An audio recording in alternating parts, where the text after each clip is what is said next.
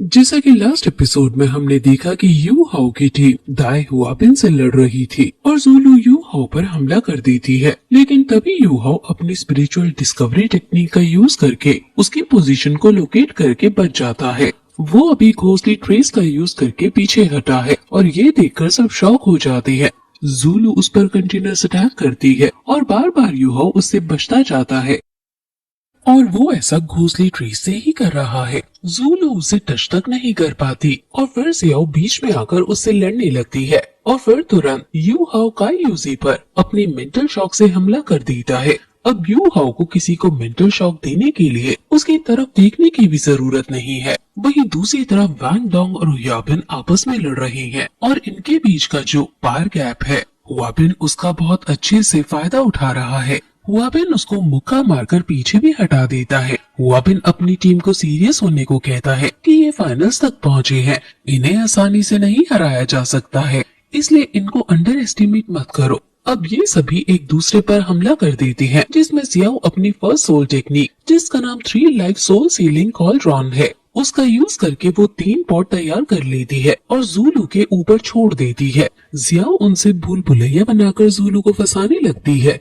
Zulu के चारों तरफ वो 3 पॉट जोर जोर से घूम रहे हैं और अब ज़ुलू यहाँ फंस गई है और वांग डोंग भी यू हाउ के साथ मिलकर हाउ डोंग कंबाइनर स्ट्रेंथ का यूज करता है और इससे उनकी खुद की स्ट्रेंथ बहुत इंक्रीज हो जाती है। और फिर तुरंत वांग डोंग अपनी फर्स्ट स्पिरिट टेक्निक, जिसका नाम कटर विंग्स है, उसका यूज करता है और अब इनमें पावर गैप जो है वो कम होने लगता है और कहीं हद तक तो वांग डोंग उस पर भारी पड़ने लगता है और वांग डोंग उसे मुक्का मारकर कमजोर कर देता है और फिर तुरंत वो यू हाउ को बुलाता है। हुआबिन को लगता है कि यू हाउ उसे अब पीटने के लिए आ रहा है, लेकिन यू हाउ आगे निकल जाता है और वो काई यूजी पर हमला कर देता है। फिर काई यूजी भी अपनी सेकंड स्पिरिट टेक्निक, जिसका नाम फॉक्स टेल नीडल है, उसका यूज करती है और उसके ऊपर कई सारे छोटे छोटे नीडल टाइप शार्प ऑब्जेक्ट छोड़ने लगती है।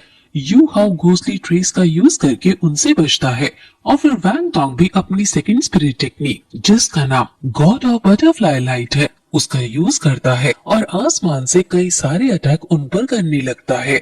ये अटैक काई यूजी को लगने ही वाला था कि तभी वहाँ सुपरवाइजर आ जाता है, जो काई यूजी को बचा लेता है। यानी अब काई यूजी और ज्यादा इस मैच में नहीं लड़ सकती। सभी लोग अब जो ऑडियंस और टीचर हैं, वो यू हाउ के घोस्टली ट्रेस की बातें करने लगते हैं और समझ जाते हैं कि ये टैंक्सेग से है, इसलिए इसके पास टैंक्सेग की ये सारे स्किल्स हैं। अब ज़ियाओ ने ज़ुलू को 3 पॉट के बीच में फंसा रखा है और उससे निकलना ज़ुलू के लिए मुश्किल हो रहा है, लेकिन ज़ुलू शांत होकर इन पॉट्स की लोकेशन को लोकेट करती है और फिर अपनी फर्स्ट स्पिरिट टेक्निक, जिसका नाम हेल्थ ऑन है, उससे इन पॉट्स को आपस में ही टकरवा देती है और फिर अपनी सेकंड स्पिरिट टेक्निक, जिसका नाम हेल क्लॉ है, उसका यूज करके वो ज़ियाओ पर हमला करने के लिए आगे बढ़ जाती है, लेकिन ज़ियाओ भी तुरंत अपने पॉट्स को उसके आगे लाकर उसे रोक देती है और फिर से वो ज़ुलू के चारों तरफ इन पॉट्स को जोर जोर से घुमाने लगती है। ज़ुलू फ्रस्ट्रेट हो रही है कि आखिर मैं इनमें कब तक फंसी रहूंगी। ज़ियाओ कहती है कि अगर मेरे दोस्तों तक पहुंचना चाहती हो तो पहले मुझे हराओ। अब हुआबिन को सेफ खेलते हुए गुस्सा आ जाता है और कहता है कि अब तुम टॉप मॉन्स्टर गार्डियन स्पिरिट का कमाल देखोगे और वो फिर अपनी थर्ड स्पिरिट टेक्निक, जिसका नाम व्हाइट टाइगर वज्र फॉर्मेशन है, उसका यूज करता है और तुरंत एक ही बार में वो यू हाउ और वांग डोंग को धक्का दे देता है और उनको पटक पटक कर पीटने लगता है।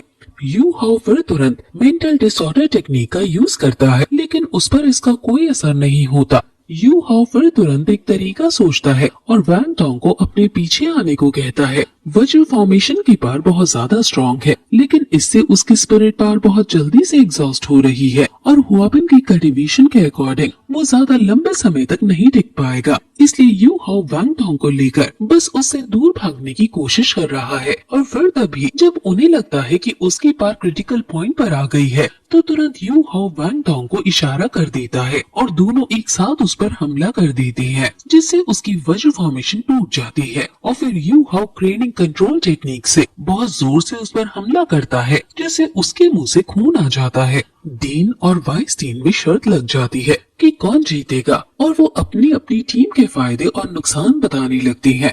अब गुस्से में आया हुआ हुआबिन अपनी सेकंड स्पिरिट टेक्निक, जिसका नाम intense white tiger light wave है, वो यूज करता है और वहाँ एनर्जी का बहुत बड़ा साइक्लोन आता है जिससे सब वहीं गिर जाते हैं। अब जूलू भी फ्री हो जाती है।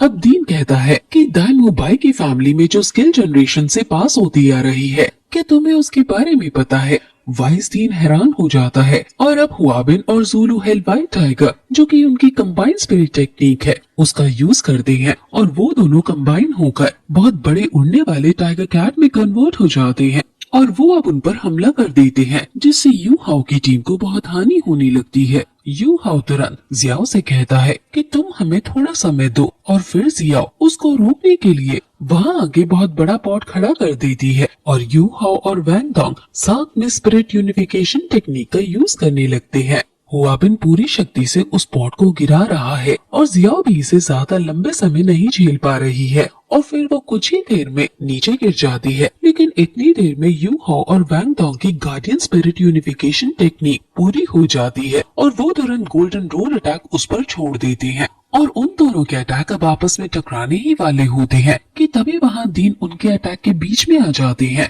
और आपस में टकराने से रोक देते हैं। दीन खुद अपनी सेकंड स्पिरिट टेक्निक, जिसका नाम ट्रू पावर ऑफ फेनिक्स है, उसका यूज करते हैं और वहाँ वो एक ही बार में उनके अटैक को पी जाते हैं, यानी नलिफाई कर देते हैं।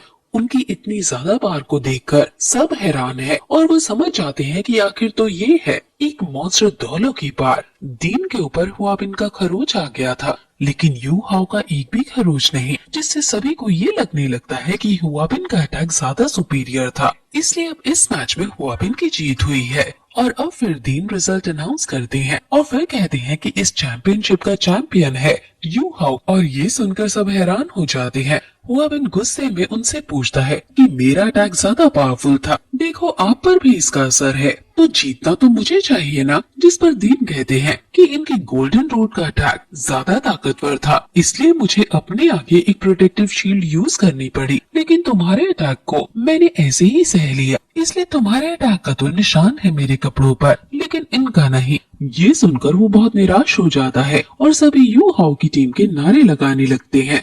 अब फाइनली ये तीनों चैंपियन बन गए हैं और ये काफी खुश होते हैं। वाइसदीन इनकी टीम को अपने सोल गाइड डिवीजन में लेना चाहता है, इसलिए वो अपने जूनियर से कहता है कि इनको किसी भी कीमत पर गार्डियन स्पिरिट डिवीजन में मत जाने देना। अब यू हाओ ने फाइनली उससे बदला ले लिया है, जिसने उसकी माँ को तंग किया था, और ऐसे ही धीरे धीरे वो डिसाइड करता है कि वो हुआबिन की पूरी फैमिली को तबाह कर देगा। अब शाम को वो सभी पार्टी करते हैं और बीबी और तांगिया भी वहाँ आए हैं और अब तांगिया अपने वादे के अनुसार उसको अपने सेट में शामिल कर लेती है। वो जियाओ के भी स्किल से काफी इम्प्रेस थी, इसलिए वो जियाओ को भी टैंक सेट में आने का ऑफर देती है और जियाओ सोचने लगती है, लेकिन यू हाओ उससे कहता है कि जो आज घोंसली ट्रेस और कंट्रोलिंग ट्रेन का यूज किया था वो टैंक सेट ने ही उसे सिखाई थी। ये सुनकर जियाओ तुरंत हाँ कर देती है और वो टैंक सेट ज्वाइन करेगी। अब बीबी उन्हें समझाता है कि हमारा टैंक सेट हिडन वेपन्स के लिए फेमस था, लेकिन अब जैसे जैसे समय बीता इनका प्रभाव कम हो गया,